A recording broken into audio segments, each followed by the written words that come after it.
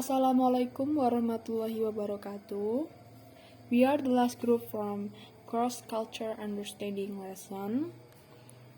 We'll present about the study of culture for language teaching.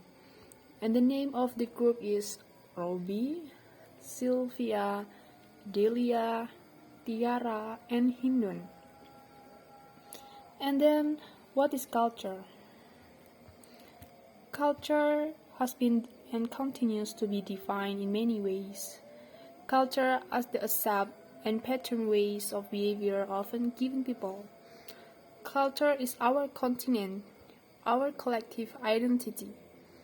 And culture is also a blueprint that guides the behavior of people and is incubated in family life. It governs our behavior in groups, makes us sensitive to matter of status, and help us to know what others expect of us and what will happen if we do not live up to their expectation. And this culture help us to know how far we can go as individuals and what our responsibility is to the group. And culture is language, and language is culture. This suggests that to speak a language well, one has to be able to think in that language, and thought is extremely powerful. Apparently, culture is an aggregate set of behavior and modes of perceptions becomes highly important in the learning of a second language. And language is a part of language.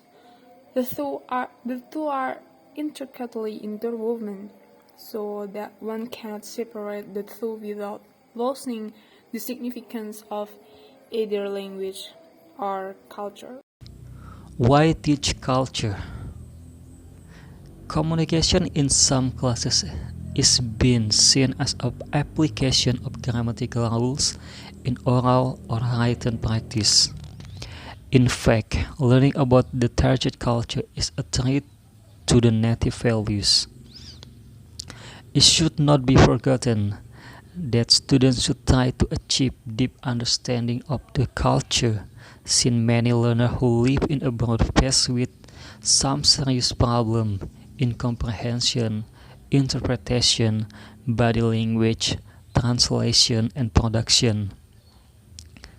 Since these problems cause person not to understand and accept the point of view of another individual whose value have been determined by a different culture, he faced with some misunderstanding. As a matter of fact, students should realize that there are many ways of looking at things, many ways of doing things, and expressing things. The study of another culture helps the student to respect and understand to other viewpoint and other form of manner. Culture and language. Communicative, authentic, motivation, language expression. Culture and language. The relevance of teaching with language is based on belief that language and culture are interconnected. The predominant view that culture can be tough without language, and similarly, that language can be tough without culture. The native language is learned along with ways and viewpoints of the social group, and this way and ways and viewpoints of the social group to find expression tough the language in page 1998 words. Without the study of culture foreign language, instruction is inaccurate and incomplete. Developing cultural awareness in EFL classroom. Teachers can help students to turn such an experience into one of increased cultural and self-awareness. It is possible that learner can feel alienation in the process of learning a foreign language, alienation from people in their home culture, target culture, and from themselves. The use of dialects in the early stage of language learning EFL classroom, which can help students to overcome cultural fatigue as students become familiar with the dialect and act it out. They learn through role-playing how to interact with all kinds of people, as they did in their own culture in childhood game. Numerous other techniques reading, film simulation, game, culture assimilation, culture capsule, and culture games can be used for language teacher to assist them in the process of acculturation in the classroom. Here I want to present about the goals of teaching of language. The goals of teaching of language that students must be able to demonstrate that they have acquired certain understanding, abilities, and specific attitudes. Number one, that they understand that people like the way they do because they are using options the society allows for satisfying basic physical and psychological needs. Number two, that they understand that social variables as age, sex, social class, and place of residence affect the way people speak and behave.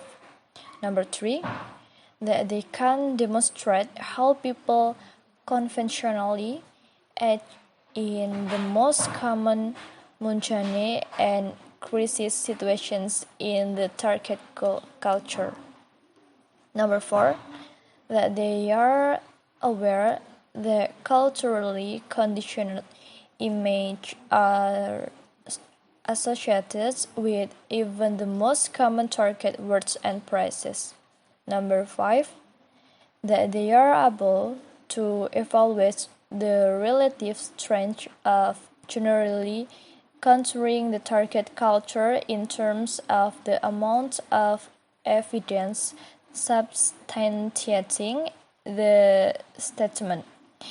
Number six, that they have developed the skills needed to locate and organize material about the target culture from the library, mass media, and personal observations. Number seven, that they possess intellectual curiosity about the target culture and empathy towards its people. Another important point that needs to be addressed is that if we wish the learners to master another language, we need to help the learners become communicatively competent in the language as much as possible. For channels and swings and channels 1983, the main goal of this communicative competence is to provide students with meaningful interactions in authentic or real-life situations with native or native-like speakers of target language.